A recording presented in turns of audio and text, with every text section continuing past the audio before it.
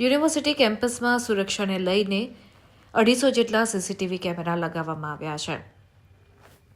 જો કે આ કેમેરાઓ પૈકી માત્ર 50 સીસીટીવી કેમેરા કાર્યરત હોવાનું ચોંકાવનારી ઘટ. જો કે આ કેમેરાઓ પૈકી માત્ર 50 જ સીસીટીવી કેમેરા કાર્યરત હોવાની ચોંકાવનારી વિગતો પ્રકાશમાં આવી છે, જ્યારે 200 સીસીટીવી કેમેરા બંધ હાલતમાં છે. યુનિવર્સિટીના મુખ્ય 3 ગેટ પર સીસીટીવી કેમેરા લગાવવામાં આવ્યા જ નથી. સીસીટીવી કેમેરા બંધ હાલતમાં હોવાને લીધે અસામાજિક તત્વોને યુનિવર્સિટીના કેમ્પસમાં ચોરી, મારામારી, છેડતી જેવી ઘટનાઓ માટે છૂટો દોર મળી રહ્યો છે. ત્યારે વિદ્યાર્થી નેતા નિખિલ સોલંકીએ સત્તાધીશોને રજૂઆત સાથે તેઓનું ધ્યાન દોરવાનો પ્રયાસ કર્યો છે. બીજી તરફ સત્તાધીશો દ્વારા કેમેરાને રિપેરિંગ કરવાનો કોન્ટ્રાક્ટ આપી દેવામાં આવ્યો હોવાનું લૂલો બચાવ કરતા હોવાનું જાણવા મળ્યું છે.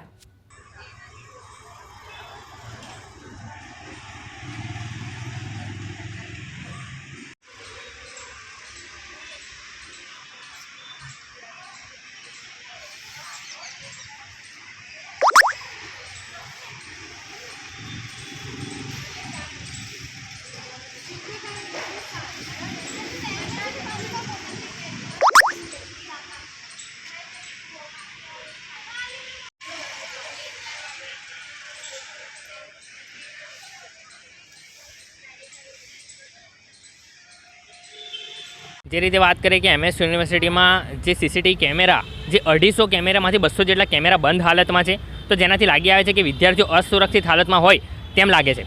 વાત કરીએ કે હમણાં થોડા સમય પહેલાં જે બનાવો બન્યા હતા, જેમ કે આર્ટ્સ ફેકલ્ટીના પાર્કિંગમાં અને સાયન્સ ફેકલ્ટીના બહારના પાર્કિંગમાંથી એક જ દિવસમાં 2 એક્ટિવાની ચોરી થઈ હતી, જેમાંથી એક એક્ટિવા તો પ્રોફેસરની હતી. તેમ છતાં કેમેરા બંધ હોવાને કારણે તે કોણ ચોરી ગયું તેની કોઈ તપાસ થઈ શકી નહીં. તેવી જ રીતે લાઇબ્રેરીની બહારથી એક વિદ્યાર્થીને ડેકી તોડીને એની અંદરથી ફોનની ચોરી કરવામાં આવે છે. કેમેરાની અંદર દેખાયું કે કોઈ ડેકી તોડીને ફોન નીકાળે છે, પરંતુ કેમેરા ક્લિયર ના હોવાને કારણે એની પણ ખબર ના પડી કે કોણ ડેકી તોડીને ફોનની ચોરી કરવામાં આવી. તેવી જ રીતે અવારનવાર MS યુનિવર્સિટીમાં ઘણા બનાવો બને છે કે ચાલુ પરીક્ષાની અંદર વિદ્યાર્થીઓ પરીક્ષા આપતા હોય અને બહારથી તેમના બેગ કાં તો ફોનની ચોરી થઈ જાય છે, પરંતુ વિદ્યાર્થીઓ જ્યારે સત્તાધીશો પાસે જાય છે ત્યારે હાથ અદ્ધર કરી દેવામાં આવે છે અને પોલીસ કમ્પ્લેન કરવાનું કહેવામાં આવે છે. માટે અમને એવું લાગે છે કે વિદ્યાર્થીની ફીઓના ખર્ચામાંથી જ્યારે કેમેરા પાછળ કરોડો રૂપિયાનો ખર્ચ થતો હોય તો તે વિદ્યાર્થીઓને ઉપયોગમાં આવતો નથી. વિદ્યાર્થીઓ માટે તેના કેમેરા બંધ જ હાલતમાં હોય છે.